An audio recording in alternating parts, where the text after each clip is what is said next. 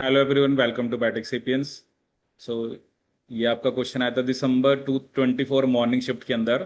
The following statements were made regarding the roles of histone modifications in transcriptional regulation. ठीक है, तो histone modification से related कुछ statement हैं और कैसे हिस्टोन मॉडिफिकेशन जो है वो ट्रांसक्रिप्शन को रेगुलेट करती है। तो पहली स्टेटमेंट क्या है?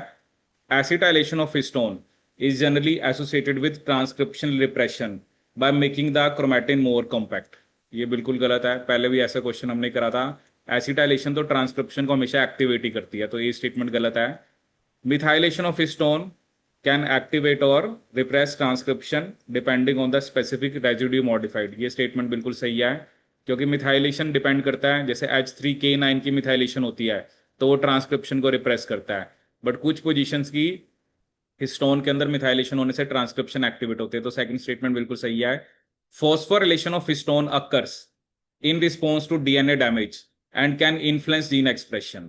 ठीक है, अब वो क्या कर रहा है कि यहां पर कि हिस्टोन्स की फॉस्फोरिलेशन होती है in response to DNA damage and can influence gene expression. एक स्टेटमेंट यह है। एक स्टेटमेंट उसने दिया कि जो हिस्टोन की मॉडिफिकेशन है they influence the recruitment of RNA polymerase complex but not transcription factor. ठीक है, अब देखो ए तो गलत है। ए गलत का मतलब हमारी फर्स्ट ऑप्शन भी गई और लास्ट ऑप्शन भी गई। अब बी और सी सही है, मतलब बी तो हमारा पता है कि सही है, सी भी सही है, क्योंकि फॉस्फोरिलेशन होती है हिस्टोन की डीएनए डैमेज के रिस्पॉन्स में और वो जीन एक्सप्रेशन को इन्फ्लुएंस करता है, तो सी सही है। लेकिन जो हिस्टोन मॉडिफिकेशन है वो सिर्फ आरएनए पॉलीमरेज कॉम्प्लेक्स की रिक्रूटमेंट को इन्फ्लुएंस करते हैं, ट्रांसक्रिप्शन फैक्टर को नहीं करते। ये स्टेटमेंट आपकी इनकरेक्ट है। ठीक है, तो मतलब जो ट्रांसक्रिप्शन फैक्टर्स की जो रिक्रूटमेंट होती है उसमें भी हिस्टोन मॉडिफिकेशन का रोल होता है। तो इसका करेक्ट आंसर होगा आपका बी एंड सी ओनली।